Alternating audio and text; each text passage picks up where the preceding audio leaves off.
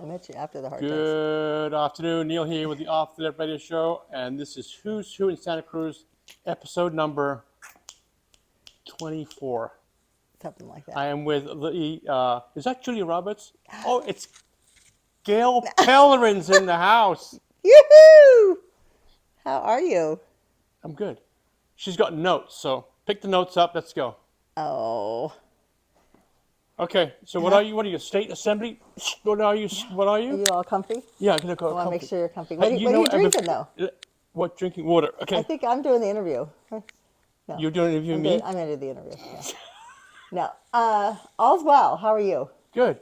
So last time I interviewed you was in, do you remember where it was? Yes, at the boardroom. Nope. Oh no, we were out in Corlitos. Bingo. At your friend's place in Collier. She was a nice lady. That was lovely. Thank you for coming to that. You're welcome.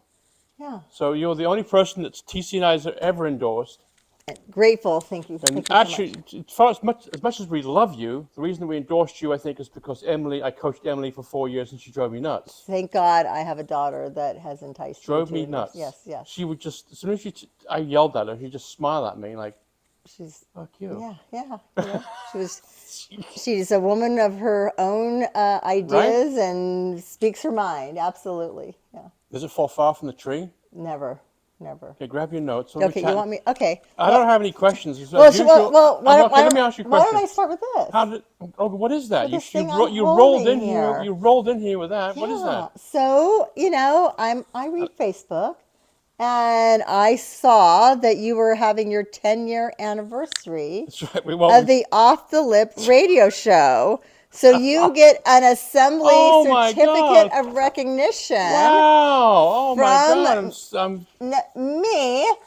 Wow! Congratulating you on 10 years, and I want to see that posted at the boardroom next time I come in to do some shopping. Absolutely. Okay. The 10 years. I didn't know it was 10 years until I looked. 10 years. 10 years was last March. Yeah. So, they have here recognizing your 10-year dedication to covering the surfing and skateboarding scene, your incredible array of guests, showcasing live music and providing up-to-date news of the past, present, and future of the surf and skate culture in Santa Cruz and beyond. And it's dated. It's dated the wrong date, but that's okay. Take it. How are you? Good. Congratulations. Wow, thank you. Look at that. I'm so. There. Wow. Is this the first actual certificate of recognition? TC is going to be. We're going to frame that and put it in the border. Okay, good. Yeah, I want to see it there. Yeah. Cool. Thank you. That was very sweet of you. Yeah. We thought, Rosie from KSCO, love her to death. Love her. She thought we'd last, I used to be on the radio with her all the time. Yeah. And then she we give you 2 months. Yeah. 2 months she gave us. Yeah. We'll keep and going. You're kicking 10 years later. Here you are. Yeah. Rosie's a gem. She was my Woman of the Year this year. She was? Yeah, she deserves it. Yeah, she's incredible. I try to listen to her. She took some knocks. Every morning, yeah. I like the way she focuses on good news, which I think. We got that from her. I learned that from her. There was no point, interviewing people and just think, it's all bad news. And she stays away from it. She stays away from politics most of the 95. I mean, she'll time. Touch on it, but I think she's just, here's the thing. So I toured a pharmaceutical company over in Fremont. Yeah. A week ago. Yes, a week ago. And they were talking about the delivery of the manufacturing of different pharmaceuticals to help people through mental health crises and mental health conditions that they have. And, I just have a brain that is somehow wired to be positive. Where I always look at the glasses half full versus half empty. Yeah. I always try to find the good in people and find gratefulness every day, something to be grateful for every day. And there's others that are just wired to be negative, to look for the bad, to look for what's wrong. And there's medication to help with the brain to make that not happen as much as it does. And I was asking, I said, well, can we figure out what's going on in the brains of people like me and be able to create that, to create that sense of goodness in the world. You can talk about that all day long, about negativity and people who are negative. And very few people are positive. Yeah, yeah. My blood type is even B positive. Is it really? Yeah, You're yeah. a B plus? B plus. I'm going to give blood tomorrow, which is very, very important to do. Yeah. I know there's a shortage of blood. Yeah. And it's a good health week for me because we talked a little bit about what I did yesterday. Yeah. I went in for my colonoscopy, Yep. my second one. And it's shocking to me how many people don't do this as a means of, health screening that they need to do every 10 years. Some people have to do it more often. Right. And it's a leading cause of death. A lot of people are dying from Yeah, colon yeah. cancer, and it's just the prep sucks, but the procedure is nothing, and Get through it. get through it, Yeah. and Just count to 10 and get through it. yeah, You're fine. yeah. So let me ask you a question. From day one when you were elected, what have you learned? Well, I got elected, and 2 years ago? Yeah. 1 year ago, in November 2022. So 1 year And then ago? I got sworn in December, Yeah. December 5th, I think. And then we took, we're in Sacramento starting our work in January. And what was happening in January 2023? Atmospheric river after atmospheric river Right. after atmospheric river. Right. And so I started work with a state declaration of an emergency, and working with my colleagues, Assemblymember Don Addis and Robert Rivas, who's now Speaker, and our State Senator John Laird, we were able to get a federal declaration of a disaster as well, to get the much needed resources to this region to help people through, the rebuilding that they need to do after those horrendous storms that we had that wiped out our pier and our West Cliff and roads in San Lorenzo Valley and bridges, and it was devastating. People were shut off from power for long, There's no a long training. amount There's no of time. training days. Then there's no. The day one you're elected, You're gotta on have, it, You yeah. gotta have your boots on and you gotta go. You got it. You got it. Right, And, no but what tr- was crazy to me is that we have this disaster, Yeah. and so I'm talking to folks who are supposedly in the know, and I said, well, where's the list of all the different programs that get triggered once we get a state declaration, and then what gets triggered with the federal declaration? And I never was able to find that, so it was Right. a lot of figuring things out. And then we made sure that we had a disaster recovery center open in Felton. So we made sure that we got that open, and on the news, and of course the attention of, the higher up electeds was all, Capitola, which is a lovely area that was decimated by the storm, but and it was very picturesque. So it made for a lot of visits of dignitaries, whereas our San Lorenzo Valley did not get the same level of I attention. thought about that after got the that. After flyover. we got the president going to Capitola, which really kind of was okay. I mean, Yeah. they have insurance and they got people there to fix everything, but the helicopter should have gone downtown here. Yeah. And they would have a huge homeless problem and many other problems. Well, and, I mean, in San Lorenzo Valley, I mean, I had constituents that were cut off from their homes, cut off from any delivery of fuel to heat their homes, cut off from water. I mean, they were just, and it wasn't just a week; it was weeks on end. And a lot of folks that are in the San Lorenzo Valley live off of private roads that aren't maintained by the county Yeah. and aren't maintained by the state. So we're working with different neighborhood groups now and creating CSAs, community service associations, to basically service those roads. And did you know that when you got into office, that when you had a little interview with little old Neil, Yeah.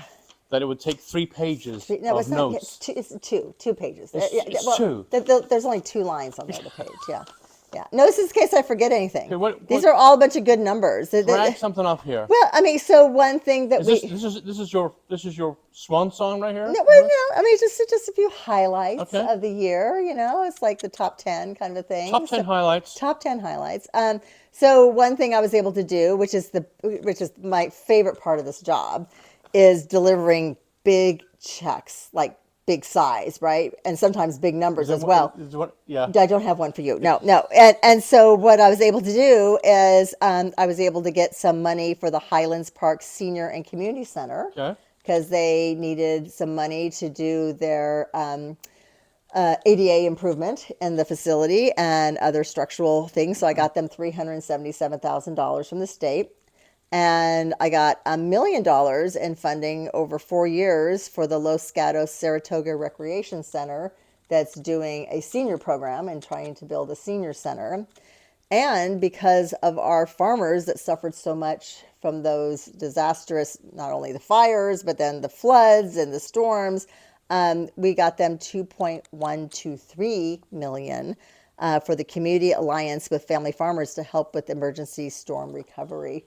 And those are really critical dollars going to folks who are doing important work in our community. How many people are send stuff to you via however about needing money for something or other? Well, I mean, everyone needs money right now. And of course, the state's looking at a $68 billion deficit. But here's the deal. California remains the fifth largest economy in the world. Sometimes I hear fourth, but fourth or fifth, we're up there. So we have money. And it's a question of how that money is being spent. Right. And where's the accountability for that money? Where's the oversight for that money? And is it being spent on the programs that are giving us the most bang for the buck? Is it helping out the most vulnerable, the people who are most in need? And is it really building the resiliency of our state? Who do we know who needs them? How do we know who needs the money? Yeah. Well, I mean, we're hearing. Well, we got 10 guys in a room like throwing darts at the dartboard. No. That's the beauty of being out and about and meeting people in the district and hearing about the different needs. So certainly, homelessness is something that plagues our assembly district, our state of California. So that is a high need here in the state of California. Coastal resiliency, climate action,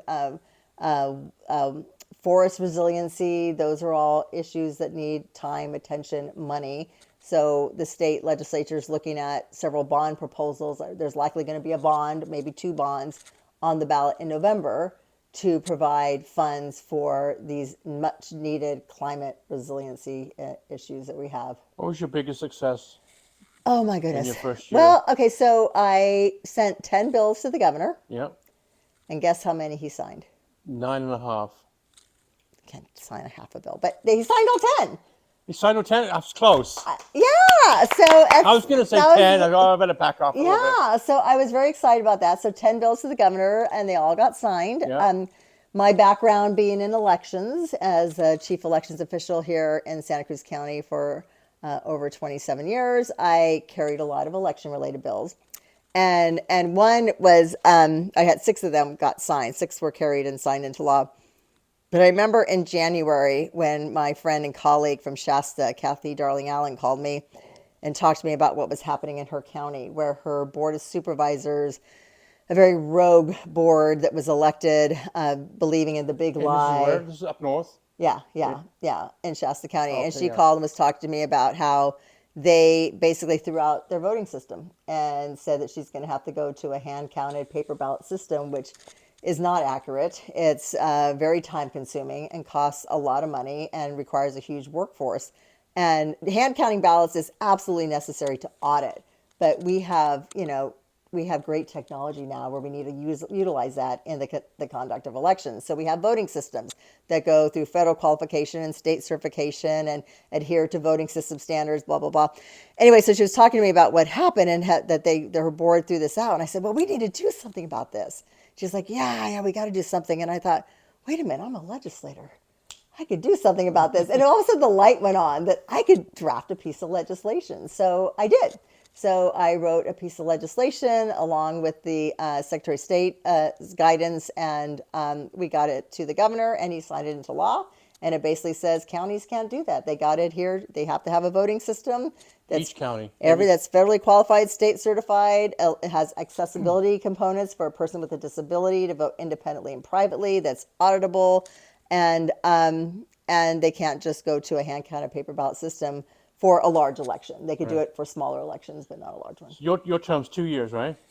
2 years, right. So like a hamster on a wheel, so constantly running. You're working for 1 year and trying to raise money for the next year. Well, it's a constant state of, But you want to keep it going. You want to do it. I'm going to keep it going. Yeah. So I can serve up to 12 years, so 6 terms. So I'm excited about doing that. Yeah. And what do you want to bring to the next 2 years? So we're going to lose a mental health advocate in the state Senate, Senator Eggman. She's termed out.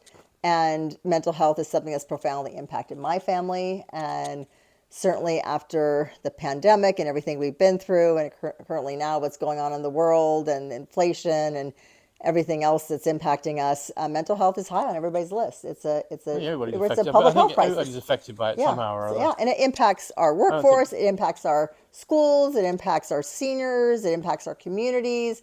So I'm the vice chair of the Select Committee on California's Mental Health Crisis, and the chair of that committee is Dr. Corey Jackson, who is phenomenal, who has dedicated his life to mental health, has worked in his community as a mental health expert, and he's now in the state assembly. And we held a interim hearing in Los Gatos on Thursday last week, and on Wednesday when he was driving down to the district, he was in Sacramento, he was driving down to Los Gatos, he got a phone call that his brother, who was homeless and has mental health issues, had passed away. That's sad. And we really felt that this hearing, I mean, he was remarkable being able to pull himself together and still, come through and do this hearing for us in the district. And I felt like it was really,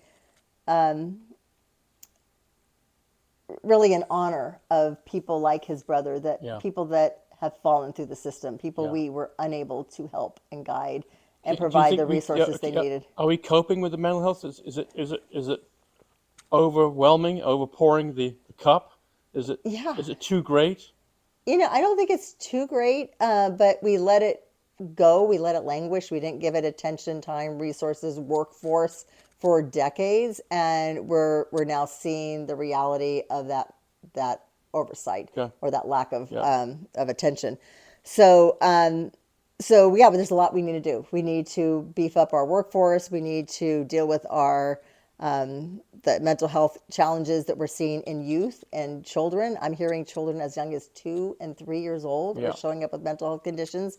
We need to deal with the mental health challenges of our senior population, and how we pay the rates for people who are getting mental health coverage, and providing those necessary wraparound services. Yeah. We need to get people off the streets into housing, and then provide them the services they need so they can live their best lives. And so there's a lot to do. And we're looking at a whole restructuring of the Mental Health Services Act through Proposition 1, which is going to be on the ballot in March, which is also a bond measure to provide funding for bed facilities, for places for people to go who are having a mental health crisis. And all that is necessary and needed. But I also looking at the prevention side of things, like let's screen kids at an early age. Let's get them into programs early so we're not dealing with it when it does become a crisis. Yeah. But right now it's a mental health crisis. It's a public health crisis. And Is our biggest problem? Yeah, I would say it's when you talk to people about like the top 3 issues, it's in the top 3. Yeah. Homelessness, climate control. Climate, yeah. Yeah, that's another conversation. Yeah, because if we don't have a planet to pass on to future generations, then Right. I know. we don't have to. Well, we'll have you come back before the election. Yes, I would love ask that. you again what you're doing. Yeah. Okay. Yeah. We'll again endorse you. You keep giving us that award. We'll give you awards. I know. And we're right now working on our legislative packet for 2024. Okay. So definitely we'll be working on issues around elections. We'll be, especially AI. I'm very concerned about AI and its impact on elections. So we're going to be working with stakeholders on that. We've got some mental health bills we're looking at as well. We've got some climate bills we're working on, a housing bill. So we're definitely getting that legislative packet together and hoping to come out with another strong win for 8028 in 2024. Think so, don't you? Yeah. Are you staying on this level, or are you going to keep climbing the ladder? I am very happy where I am. But I was going to ask you, is it a job that you enjoy and have fun doing? I enjoy listening to people, hearing about their concerns. I am a helper, I like when I hear about somebody who is having an issue, I want to solve it. Right. And so, I really am very dedicated to that. So we do a lot of casework. When people have issues with the state of California, they can call our office. I have an office here in Santa Cruz. What's the number is? Look it up on the website. Okay. And and then I also have an office in San Jose. Yeah. And we had a grand opening of that office. I got phenomenal staff here in the district. Marie McCarty, who's my district director, Lizette Jones, who's a field rep here, over the hill, we have Hannah Barness and Nina Chuang. And then in Sacramento, I've got Ashley, my chief of staff, Jennifer, my scheduler, who's incredible. Make sure I get to everywhere I need to be on time. And then Rhiannon Mulligan, a local Santa Cruz gal, who's our ledge director, and Charmaine Mills, who's a UCSC Slug graduate, who's my ledge director. Rhiannon's my ledge analyst. Yeah. So Got 'em all? got good team. And then I'm the chair of the elections committee. So that's a great honor as Yeah, well. yeah. So I've been doing that for the last 6 Well, months. thank you for your service. I could just keep talking. I know you should. I love it. I know. I could have just gone. We should have just gone for a walk. So where's the drink? Where's the fireball? the cocktail? I want the Jeez. fireball. You promised. I'll tell you what. When you come to boardroom, there will be a buffet served.